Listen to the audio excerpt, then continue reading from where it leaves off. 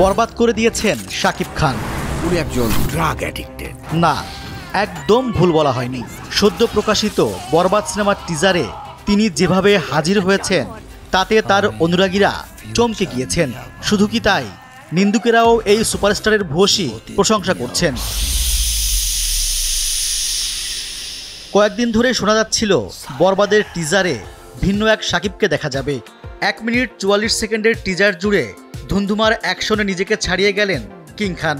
হাড় হিম করা নৃশংসতায় পুরো সিনেমায় ভায়োলেন্সের আভাস দিয়ে রাখলেন। টিজারে একাধিক লুকে হাজির হয়েছেন শাকিব।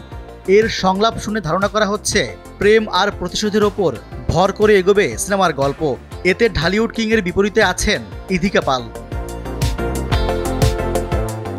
তবে দর্শকের আগ্রহের জায়গা তৈরি করেছে যিশু সেনগুপ্তের রহস্যময় উপস্থিতি। তার লুক এক্সপ্রেশন দেখে অনেকে মন্তব্য করছেন এবার লড়াই হবে জমজমাট। ছবিটি পরিচালনা করেছেন মেহেদী হাসান হৃদয়। এতে গুরুত্বপূর্ণ চরিত্রে আছেন মিশা সওদাগর। একটি আইটেম গানে পারফর্ম করেছেন কলকাতার জনপ্রিয় অভিনেত্রী নুসরাত জাহান। ঈদুল ফিতরে মুক্তি পাবে বহুল প্রতীক্ষিত সিনেমাটি।